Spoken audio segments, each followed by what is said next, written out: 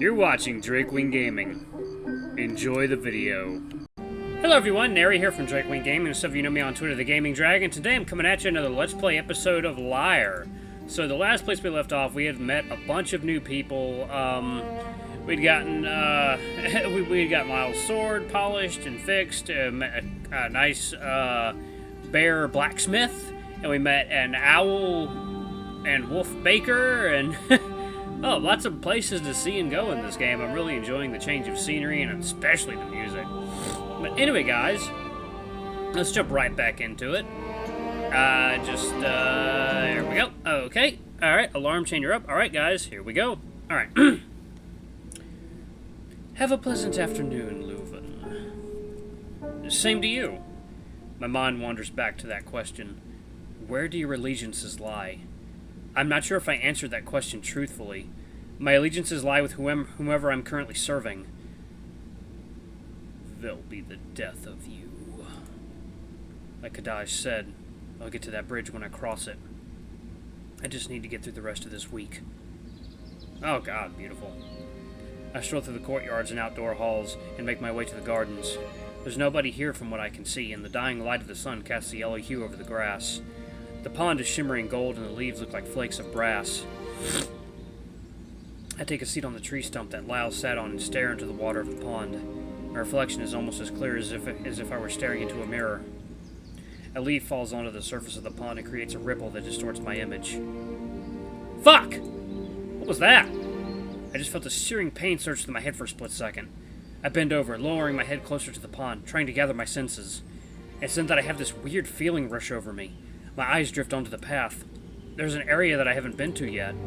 It's enclosed by some walls and towers. It looks like it leads to a very thick patch of brush. One second, guys. Got a drink. Okay, my throat was getting really scratchy for a second. Chilly air brushes up against my body. I really should have brought a cloak or something. Standing up, I walk around the edge of the pond and trail my hand along the side of the apricot tree. Leaning into the archway, I think to myself why I'm even going back here. It feels like I'm being forced. I try not to think about it and just blame it on curiosity. As in that I realize I can hear talking. Muffled and distant, but it's definitely a voice. Pain. Years. I can't really make out a complete sentence. The hedges twist and turn, and I find myself walking down a path that feels more like a hedge maze. After a minute of walking, the hedges start to fade out, and I can see the rolling hills and mountains off in the distance. What I come upon next is a bit startling.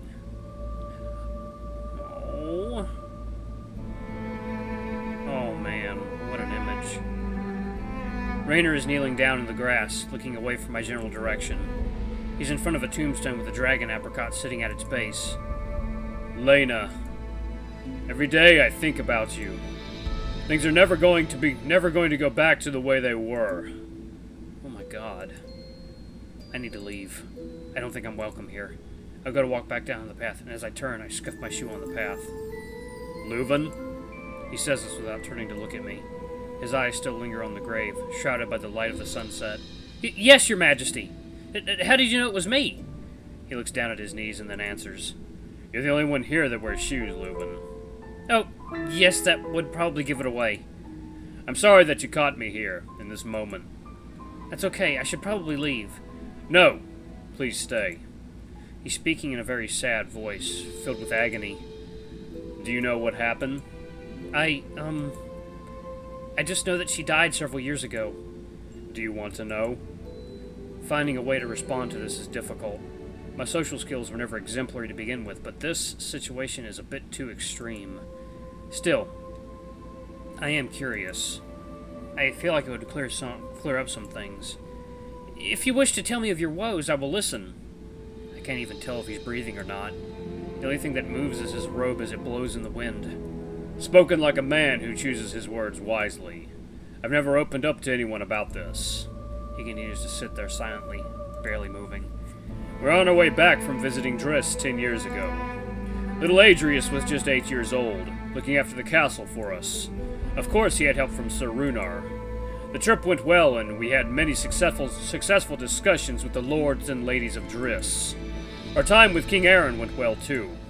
He was a good friend of mine. Traveling back home was when it happened. Our entourage consisted of several guards and a few dozen soldiers. All of them were trained very well, and the guards were as honorable as they come. But honor only gets you so far in the field of battle. At twilight, we were traversing through the canyon pass when we were attacked. You've heard of the bandit problem, yes? Of course. It was much worse back then. An entire legion of brigands trained to kill. Our carts were sitting ducks. They came sliding down the sides of the canyon. They knew the terrain better than anyone.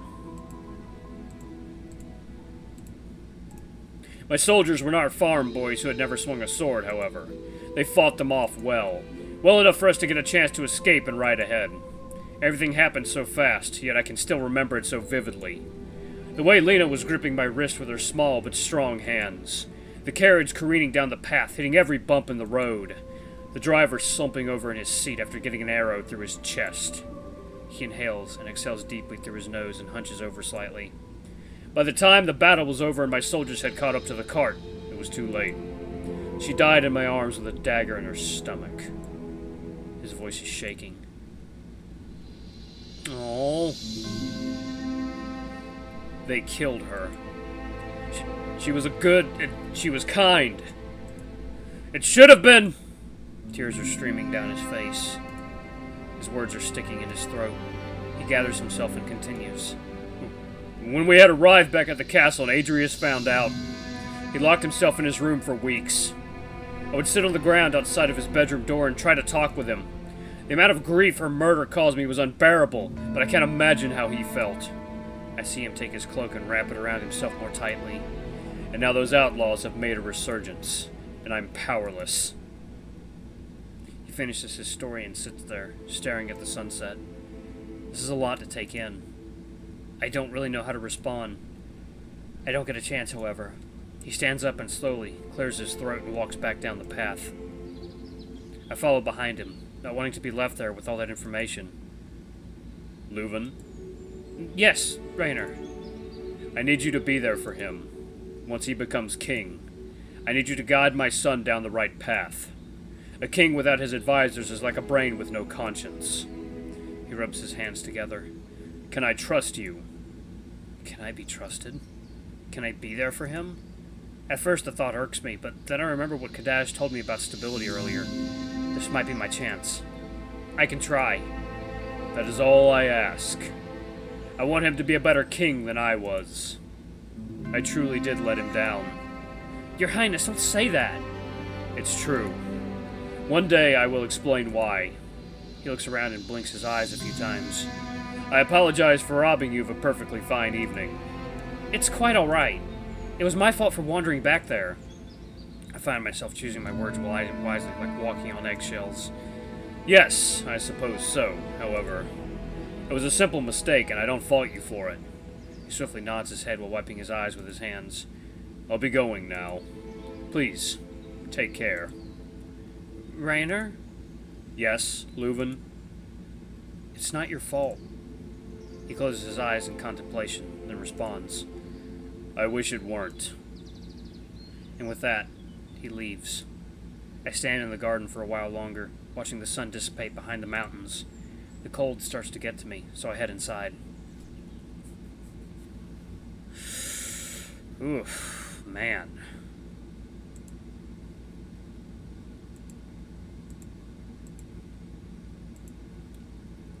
Yeah, that was a heavy scene. I've been sitting at my desk for the past hour thinking about the events of this afternoon, and to think this day started off so well. Now my mind can't stop racing. Actually, it feels completely blank. Like there's so much to think about, so my mind tries to think about all of it at once and just shuts down. I really have been given a great task. It will most likely force me to give up the thing I want most. Suddenly the door swings open, almost blowing out the candle on my desk. Lyle is slumped in the doorway and has a dazed look in his eyes. Hey, Luvun! Oh, he's drunk. Extremely drunk. Where have you been? Well, I was doing some business in my quarters, and then I went to the mess hall for some supper. And then my fellow guardsmen were playing drinking games. And He flops into the chair I was just sitting in. I won. His clothes are all tousled and his fur is a mess. I find myself speaking to him like one would to a child. That's great, Lyle. How much did you drink exactly? He takes a moment to think about his answer. How many mugs is too much? About 4? I probably drank about that much. That's really not good for you. I've lost my patience for everyone at this point, so all I can do is just rub my hands together awkwardly. The dresser with the rag and clean water catches my attention, so I move over there to get a damp rag for him. You're really handsome. You know that? What? What? Thanks? My face is more red than ever before right now. I wring out that rag into the bowl and bring it over to Lyle. His head is now lolling to the side slightly, and he can barely keep his eyes open. Humans are so pretty and difficult. Lyle? He passed out. I dropped the rag back on the dresser and grabbed a blanket. I can't really be mad at him. He's such a great guy. What did he mean by that last part, though? Difficult. Lazily, I toss the blanket onto him and blow out the candles. I kick my shoes off of my feet and fall into the bed. I feel completely exhausted. Chapter 5, Day 19. I wonder how many chapters there are so far. Get to safety! Coming down that side, too! It doesn't matter, just get out of here! Was Lord Bren them? No, you idiot, his cart! Back there! Must be memories. I don't feel like myself. Everything hurts. I'm struggling to breathe for some reason. Did the wind get knocked out of me? I try to lift my arms, but they don't move. I can't move. Have I been paralyzed? No, I may not have been able to move, but I can feel pain and tiredness. Debris and dust clutters my sinuses. I try to open my eyes, but as expected, that doesn't work either. I feel like an absolute mess. I don't remember how I could have gotten into this situation. Am I reliving the avalanche? No, I don't think I am. It's too hot. Something isn't right. My entire body feels like it isn't my own. I have this urge to yell, but nothing comes out. And there's my legs. They feel like they're being crushed. It feels like my feet aren't even there. There's a hopeful feeling, however, as I can feel more awake by the minute. Am I asleep? Yeah, this is just a dream. Nothing to worry about. I'm actually kind of glad. Usually I'm never able to realize when I'm in a dream. Something like that was very rare for me. I don't know how to wake up, though. The ringing in my ears slowly subsides. I can hear the rustling of leather in front of me, and there's also the sound of struggling. Without even trying, my arms struggle to push myself up. There's something on top of me. I can't get out from underneath it. My eyes are tightly squinted. I'm not doing this. It's like I don't even have control. Am I even me? Oh! Oh, shit. My eyes open and everything is blurred. It's like I just woke up. I'm laying on hard rocky ground and there's splintered wood all over the place. After a minute of gaining my senses, I look up and see 2 figures. I start to violently move around underneath the rubble and reach a hand out. Oh no. This isn't my hand. It hurts a lot and one of the fingers might be broken. Through the rips in the glove, I can see brown fur sticking out. What the hell is going on? My mouth moves, but my own voice doesn't come out. Stop! Please! Raynor? I'm Raynor? No, I'm just dreaming that I'm Raynor. And this is... Oh no. After being infatuated with my circumstances, I finally realize where I am. Queen Elena is unconscious and being held hostage by a figure in a ragged cloak. He looks like a lizard, but I can't see his face. Just his vibrant red eyes. He's got a jagged dagger raised and aimed to strike. The silks on her clothes are scuffed up and torn, and her face is scratched and bruised. She's covered in dust and chips of debris. Why would I do that? If you let her go and cease this attack, the kingdom of Lyre will take no action. Raynor's hand is trembling, and I can feel all of his movements. His body is shaking, his chest is heaving. I can feel his tail pressed flat against his rear. The debris and wood from the carriage is laying on one of his antlers, and so he can't move his head very well. This is very strange. No, this is terrifying. It's like I'm seeing through his eyes. It feels so real, too. I find that hard to believe. I swear it! A dreadfully long silence falls on the area. It's broken by the sound of him raising the knife higher into the air. I didn't come here to make deals. I know what's coming, and I wish I could close my eyes. No! It happens in an instant, but it feels like an eternity. I collapse underneath the rubble and fall apart. I hear his anguish as he lets out guttural screams of pain. I can feel the warm feeling of tears streaming down his face. Stop it, please! Let me help her! Raynor gathers his strength and begins to lift with all of his might. The carriage budges a bit, but it's not enough for him to get out from underneath it. You'll be with her soon enough. No! I can hear the bandit stepping closer. His footsteps stop. Damn. He runs away as I hear shouting on the right. It sounds like a large group of men running towards the cart.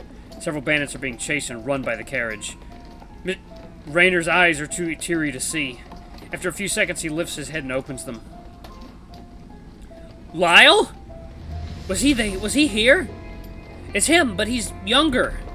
He looks to be 14, maybe younger. His fur is spotted on the face, almost like freckles, and his head fur is short and ruffled. He's wearing studded leather armor with a sun crest in the center. His entire left side and sword is shimmering with crimson blood. Lyle may be young, but he looks beaten and worn out. Boy, stay there! Stay here! I can see his paw clenching around the handle of his sword. But we're so close! No, Reed, we can handle this. Help the Queen and King. After that, return to Lord Bryn. That's an order! Raynor turns to the soldier, speaking to Lyle. Go after him! Now! He sounds absolutely infuriated. I can distinctly hear the sadness turn to rage. A couple soldiers run to Elena's side and begin tending to her. Some other soldiers start to lift the broken carriage. Lyle looks down to Elena, then turns to me. Who did this? Oh my god! The right side of Lyle's face has been ripped vertically by a thick red gash. No, is this how he got it? Blood rushes down the side of his face and his eyes close shut. Raynor grunts as I can feel the debris be lifted off of him. The bastard with the green scales and the dagger!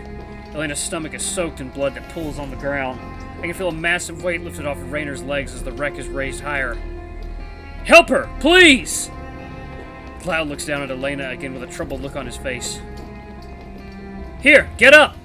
Get up! Wake up! Luvun, wake up! Lyle is standing over my bed, shaking me by the shoulders. Ah! He has a worried look on his face. Seeing his groomed fur and adult features is a stark contrast to what I had just seen. You were having a nightmare. It looked really bad. No, it wasn't! No, I wasn't.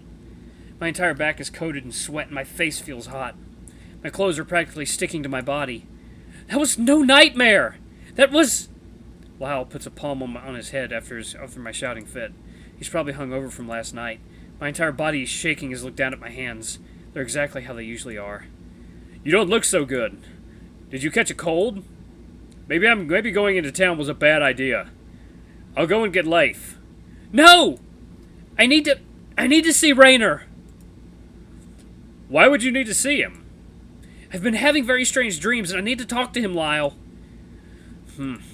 Okay, but you can do that later. Right now, you need to rest. Lyle, I don't have a cold. I'm fine. I need to see him. I slide out of bed and plant my feet on the ground. It's cold, so I grab the shoes that I kicked off of my feet last night. They're sitting in the corner of the room, one on top of the other. I adjust my coat and walk to the door. My hair is a mess, but I decide that I won't be needing to pull it back. I stand in the doorway and look back at Lyle. He has a worried look of confliction on his face. I go through the doorway, and begin to sprint down the hallway. Unsurprisingly, it's very cold out. I think I hear Lyle exit the door after me, but it doesn't seem like he's chasing me down. I turn a corner and sprint towards the dining chambers. It's where he would most likely be right about now. I've been using it as a place to hold meetings, and he's been working in there a lot. The other council room hasn't been used in a very long time, so they're still cleaning it out. What just happened? That dream was so vivid. I don't think it was a dream. Something is really wrong. It was like there were rules. The circumstances were so realistic, and it was too well structured. I can feel the sweat running down the side of my head. I feel like an absolute mess. This doesn't feel like something I just imagined in my head. The events seem too real. I realize that I'm practically shaking all over my body as I sprint down the echoing halls. Maybe it was just a nightmare. A coincidence. Please tell me that was all in my head. I reach the door and fling it open. Oh! Raynor! There he is, sitting at the table. His head jerks in my direction as I throw the door open. What's this? Sitting next to him is a woman I've never met before. Wait, a human? The only human I know of is a guard under Lyle's command, but this isn't her. She's a bit shocked to see me burst into the room, but her expression turns to one of disgust. I don't care, though. This is important to me, and I've been courteous for too long. It's driving me insane. Sorry, King Raynor! I walk up to the table and press my hands down on it, supporting my weight. Hello, Lord Luvun. Okay, I'm gonna pause it right there. Man, what a fucking episode. Jeez. That was wild. Alright, guys. Thank you guys so much for watching. Don't forget to like, comment, subscribe, and ring that notification bell to the next video. I love you all. I'm about to go get some food. Bye-bye!